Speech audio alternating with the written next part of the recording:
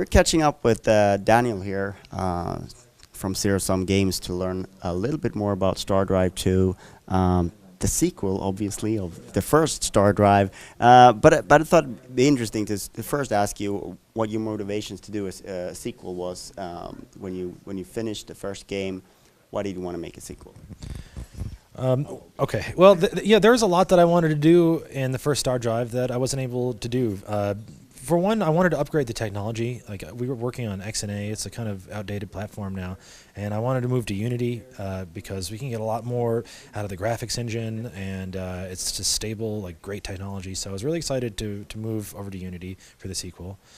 But as far as the gameplay goes, I also wanted to do like a more turn-based game. You know, StarDrive 1 technically was turn-based, but StarDrive 2 is like StarDrive 1 was like a real-time game also, and you could pause it at any time to make your decisions. But I wanted to do it the other way. I wanted to have something more classic, like, you know, you just think about your turn really hard and then you press the turn button. So that was a big thing to make the switch to a fully turn-based game.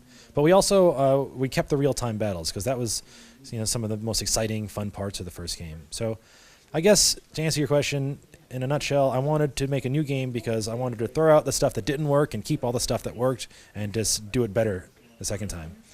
And the stuff that didn't work, are we talking about the real-time stuff that wasn't the space battles then, or was there something else that you felt, oh, this wasn't good?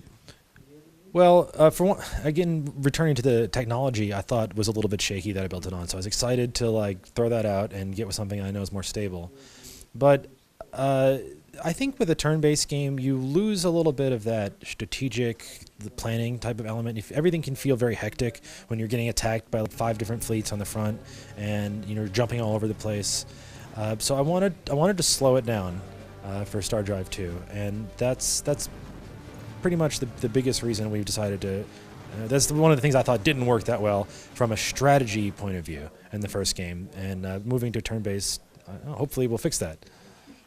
So in terms of the universe and the setting and so on and so forth, we did see some of the same races and things that you probably use from StarDrive 1. What has happened in the world, and is that, has it evolved in any way? Has it changed in any way? Is there something there that you want to do differently?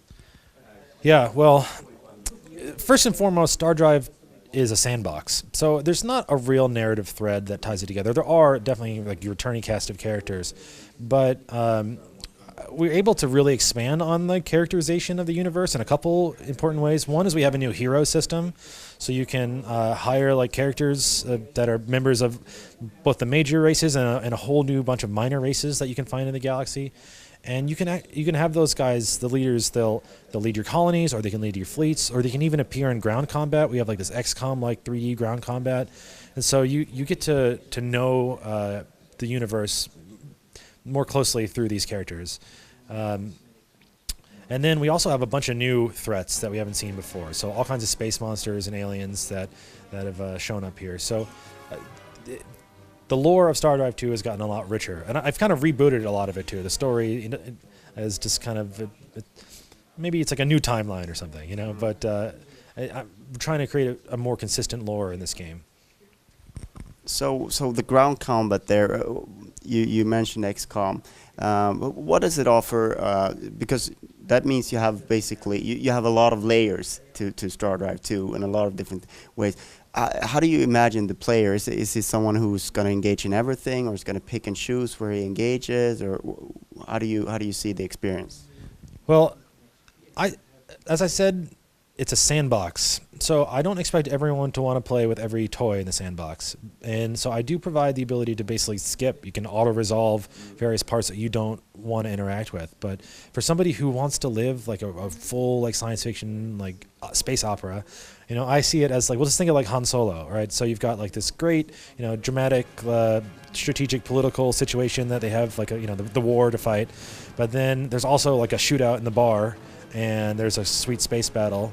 And so I think that, you know, being able to engage on that, you know, political level, and then on like the gunslinging in the bar, and also like fighting with, you know, spaceships, that's all critical to at least one space story. Any space story has one of those 3 elements. So the player can choose all or none.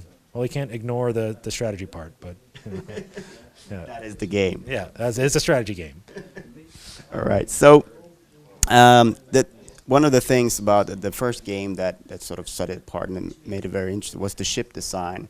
How you evolved that since the first game? I've tried to make it easier to comprehend. I think one of the bigger criticisms that I got from the first one is that for people who weren't into really like nerding out and getting into the details, it was a little intimidating. People, they don't necessarily want to spend an hour designing a ship. So I've made it a little less complicated, but it's still got tons of depth there if you want it. So I've made a lot of efforts to streamline basically, but it's still central to the whole game. I think designing these spaceships. And people who were fans of the super nerdy stuff before are going to love what they have here. But people who weren't so much, I got more templates for you. And I have like checklists to help you understand like what a valid design is. So yeah, I think it's a lot better. So it's one of those easy to learn, hard to master kind of things. Yeah. And I've given you also basically a battle arena, like a scenario editor type thing, so you can design your ships and you can throw them out there against any other designs that you thought up and really get a test, so you can test your designs and you know what's going to work in battle for real. And so I think players are going to really enjoy that too. So what's the road ahead with StarDrive 2? Well, we're going to release on April 9th. That's going to be on Steam and other digital platforms. And we intend to stick around and use this as a platform for content down the way. We don't have anything planned, but I know that I want to stick with StarDrive 2 and really, push it out for the foreseeable future. So whatever the players tell me they like, they're probably going to get more of that. Thank you so much for your time. Thanks. Cheers.